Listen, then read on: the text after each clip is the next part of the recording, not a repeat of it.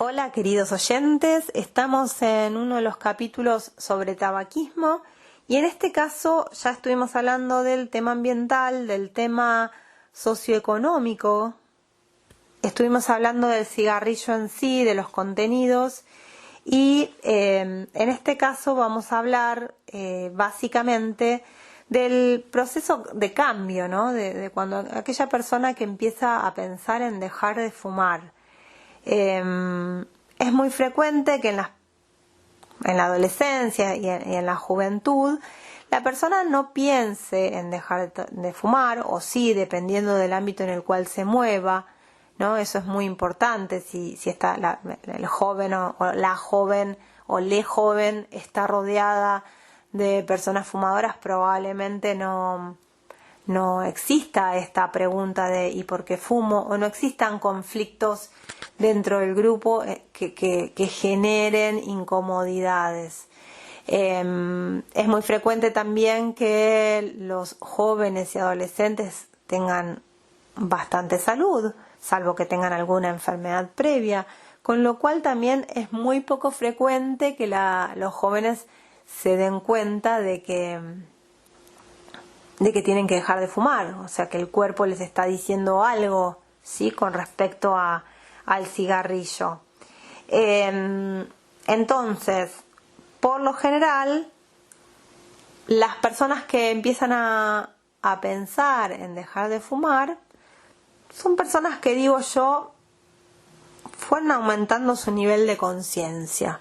Y las charlas que vengo teniendo, y cuando hablamos de medio ambiente y tabaco, hablábamos un poco de esto de ser consumidores responsables, ¿no? De la figura del consumidor responsable, que es una figura relativamente nueva y que es aquel que sabe qué está consumiendo y puede elegir, ¿no? Sabe qué está consumiendo, investiga y sopesa riesgo-beneficio y elige qué es lo mejor o qué es lo que está dentro de sus posibilidades, ¿no? Cuál es la posibilidad mejor dentro de lo que puede hacer. Por lo general, los fumadores no son consumidores conscientes. Por lo general, los que comienzan a fumar no son personas conscientes, sino son personas rehenes del marketing de las tabacaleras. Sabemos que las tabacaleras están en búsqueda de los niños y las niñas para que sean los consumidores del presente, no del futuro, ¿sí? Del presente y del futuro, hasta que el 50% muera. ¿Por qué decimos esto? Porque se ha visto que el tipo de publicidades que hacen, donde las hacen, por suerte con los marcos regulatorios eso ha disminuido, pero bueno, también sabemos que las tabacaleras producen vapeadores y cigarrillos electrónicos con sabores y con colores que le llaman la atención a los niños. Sabemos que todos los niños que arrancan con ese tipo de consumo tienen altas chances de ser fumadores. Y los niños que pueden arrancar con ese tipo de consumo claramente son de clases mucho más altas, pero los niños de clases más bajas y países más pobres sabemos que van a tender a iniciarse con los cigarrillos. Entonces, cuanto mayor nivel de conciencia, mayor posibilidad de evolución. Decía Sócrates, el saber o el conocimiento nos hará libre. Cuando nosotros tenemos información, puede pasar que no podamos tomar decisiones o puede pasar que no podamos cambiar hábitos en ese momento, pero ya empezamos a tener un margen de decisión. Entonces, hablando un poco de qué le pasa a un fumador, o cuáles son las distintas etapas del fumador, hubo un señor llamado Prochaska que describió las etapas del cambio o el proceso del cambio, que se llama modelo de Prochaska, que está vinculado con las personas que consumen tabaco. Y se sabe que existe una etapa de precontemplación. le puso etapa de precontemplación, pero en realidad es una etapa en donde la persona ni se preocupa si fuma, no se plantea todavía en dejar de fumar, no encuentra ningún tipo de motivo para hacerlo. La segunda fase ya es la etapa de contemplación. Esta etapa de contemplación ya tiene un nivel de conciencia un poquito más alto. En la etapa de contemplación, ¿no?, o de planteamiento, la persona o el fumador en particular se plantea ya, aunque lo vea lejos, ¿sí?, aunque tímidamente, la posibilidad de tener que dejar de fumar, porque se da cuenta o reconoce, ¿sí?, y asume que el tabaco le hace mal a la salud, causa consecuencias negativas en alguno de los aspectos de su vida. Esto podría ser en su salud, en su economía, en su estética, etcétera, en sus vínculos, ¿sí? Y después de esta fase de contemplación donde la persona ya empieza a estar más despierta, aparece la fase de preparación.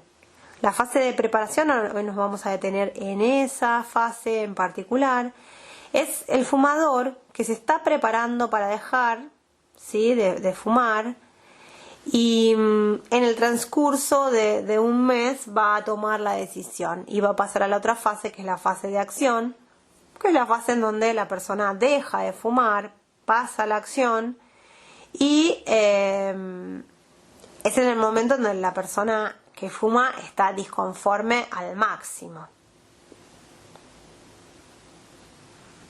Cuando la persona está en la fase de acción, se entiende que ha decidido valientemente y adultamente en asumir las consecuencias.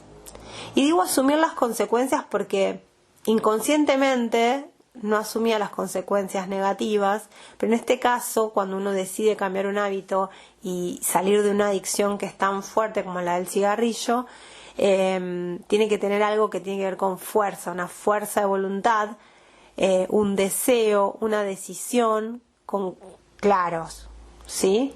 Tiene que haber un motivo, algo que los lleve a la acción, que les permita tomar acción,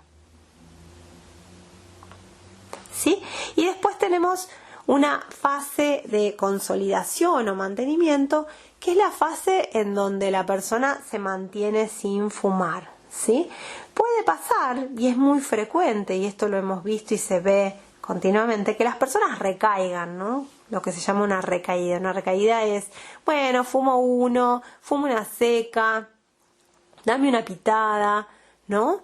Total, no va a pasar nada. En general se da cuando la persona está en situaciones sociales, con otros que le invitan un cigarrillo, ¿sí? Estas recaídas,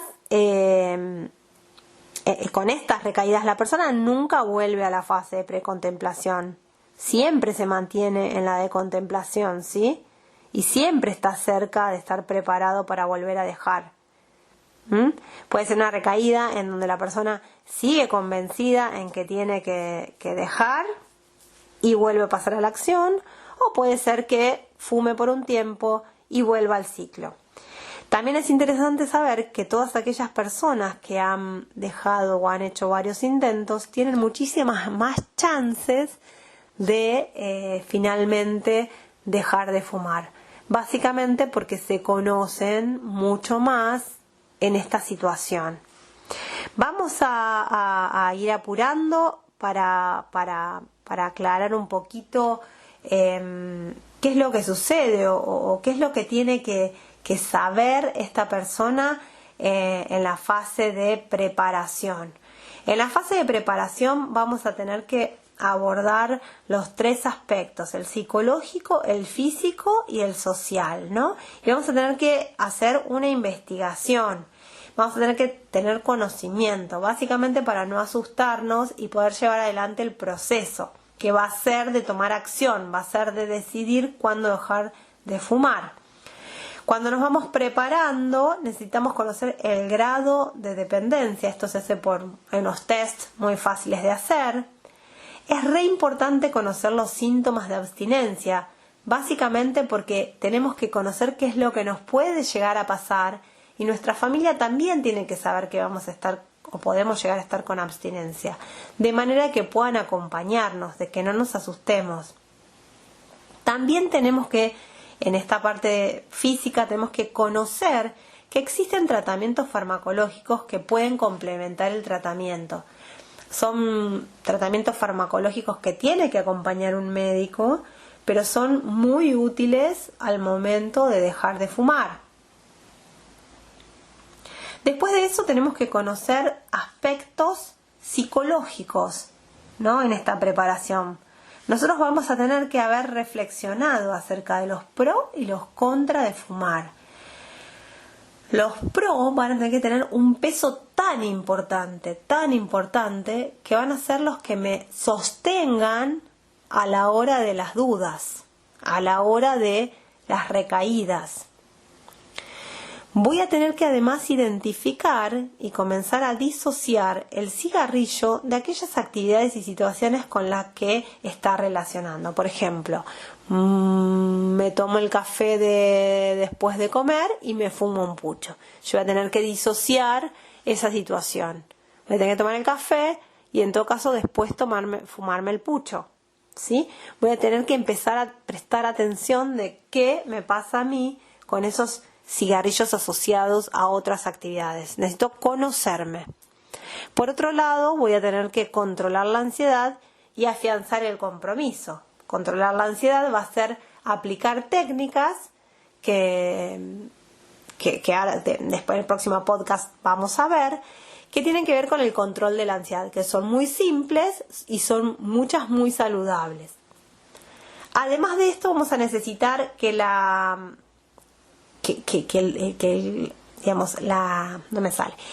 aspecto social, esté en orden, ¿no? Vamos a identificar quiénes son aquellas personas que nos pueden ayudar y quiénes no. Vamos a estar preparados y saber cómo intervenir en relación con los que me rodean. Voy a tener que estar dispuesto a charlar, a negociar más, a poder decir lo que me pasa, empezar a comunicarme más, ¿no? Y lo otro que vamos a necesitar es comunicar nuestro día D. Vamos a tener que poner una fecha del día en que vamos a dejar de fumar y vamos a armar un plan para el abandono.